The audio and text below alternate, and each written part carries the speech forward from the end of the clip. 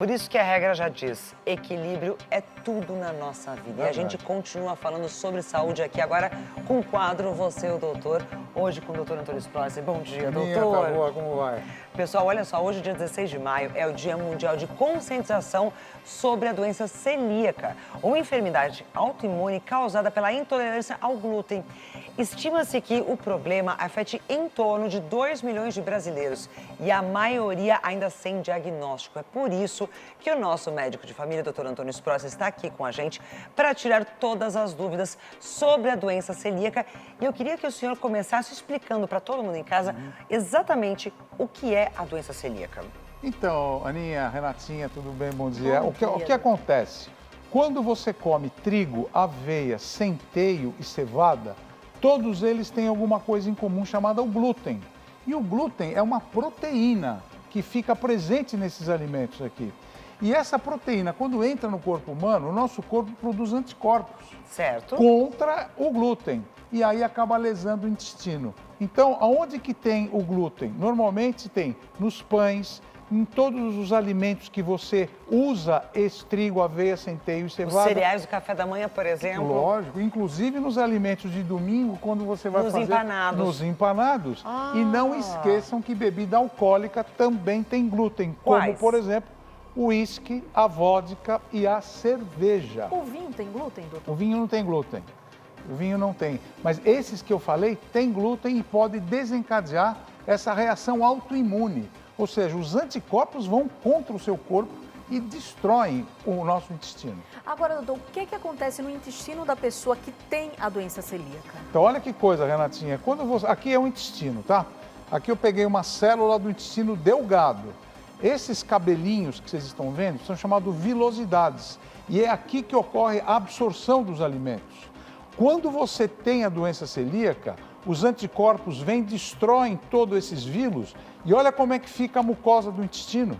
Ela fica careca. Ela se transforma totalmente. Fica carequinha aqui, então nada é absorvido. Então eu vou mostrar uma animação para vocês entenderem melhor como é lá dentro da anatomia. Então aqui você tem o intestino delgado, que eu falei, o intestino fininho, e lá dentro tem os vilos. Esses vilos é que fazem a absorção de todos os alimentos, proteína, ferro, sais minerais. Quando você tem a doença celíaca e come o glúten, imediatamente os anticorpos do seu corpo vão contra você e vão destruir esses vilos, essas vilosidades, a tal ponto que o nosso intestino fica com a mucosa careca. Então o que acontece? Nada é absorvido. Você tem uma síndrome de má absorção.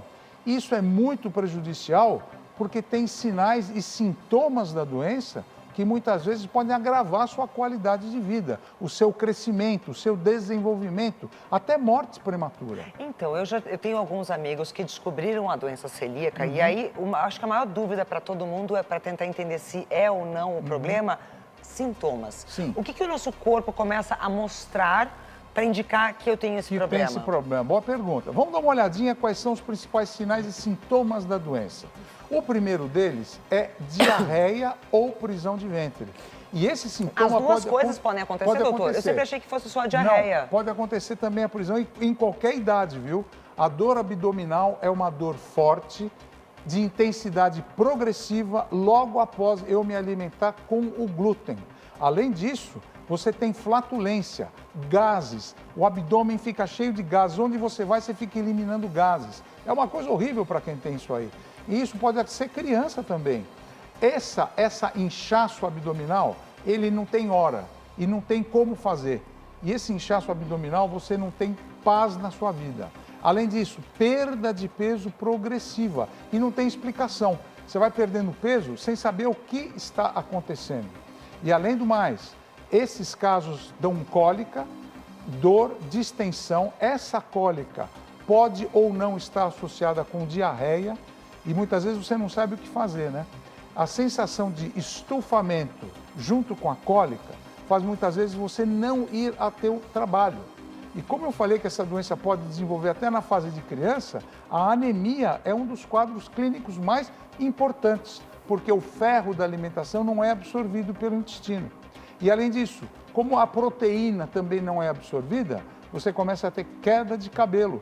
E onde existir proteína como os músculos, os ossos, até a pele é afetada. Tanto que a pele tem lesões que lembram muito herpes. Então, essa dermatite herpetiforme é típica da doença celíaca. Então, vocês vejam que a doença celíaca pega o corpo inteiro. Sim. E você sofre e pode passar muito mal. Agora, doutor, eu vi aqui que o número de sintomas é enorme. Enorme. Quem tem a doença celíaca vai ter todos esses sintomas na mesma intensidade fortes ou eu posso ter alguns dos sintomas mais presentes e ter essa indicação? É a mesma regra para todos? Não, não é. Às vezes você não tem quase sintoma da doença. E outra coisa, Ana Hickman, às vezes a criança pode ter sintomas, tem uma fase que ela vai bem, só vai ter sintoma na adolescência. Certo. E às vezes a doença celíaca só vai desenvolver na fase adulta. Não tem quando criança, só vem depois. Só tem na fase adulta. Então, é uma doença multidisciplinar e que envolve muitos sintomas. Então, a gente tem que estar muito atento. Agora, doutor, então aí vem minha dúvida. Existe algum fator de risco comprovado? Tem sim. Os fatores de risco são muito importantes, são primeiro os fatores genéticos. Então, irmãos, gêmeos ou familiares próximos de quem tem a doença celíaca têm muita probabilidade de desenvolver a doença. Então, doença genética. Segundo, fatores ambientais. Quanto mais cedo eu vou desmamar o meu filho do leite materno, mais cedo essa pessoa pode ter a doença celíaca, porque eu vou dar mais glúten para essa criança. E também pessoas que nascem na Europa, no norte da Europa, Itália, Irlanda, eles são mais propensos. E algumas condições médicas, principalmente inflamações do intestino, parasitoses, algumas infecções no intestino também podem levar à doença. Agora, doutor, quando a gente fala da doença celíaca, começa a pintar várias dúvidas, porque a gente escuta às vezes alguém falar, eu tenho doença celíaca, eu tenho intolerância ao glúten, eu tenho alergia ao glúten. Exatamente. É a mesma coisa ou existem diferenças? Não, não é a mesma coisa, não. As três entidades que você falou, uma é completamente separada da outra. Então, nós temos a doença celíaca, a intolerância e a alergia. Que eu vou mostrar para vocês a diferença básica agora. Quem tem a doença celíaca, então, como vocês lembram, é quando o sistema nosso de anticorpos se vira contra o nosso corpo, causando um processo inflamatório. Aí está o anticorpo indo em direção ao intestino. Já na intolerância, a intolerância é quando você é parecido com a celíaca, mas não tem nenhum anticorpo, não tem nenhuma imunoglobulina agindo em cima do meu intestino. Certo. E, finalmente, na alergia, você tem imunoglobulina E. Esses anticorpos aí estão lesando e é rápido, é uma ação imediata. Eu comi o glúten, eu já passo mal e já fico vermelho, já tenho problema, que é uma alergia. Então, é uma imunoglobulina E, que é diferente da intolerância e é diferente. Então, alergia como se fosse alergia a outra coisa, o glúten E a doença celíaca é uma doença autoimune. Você já nasce com esse problema.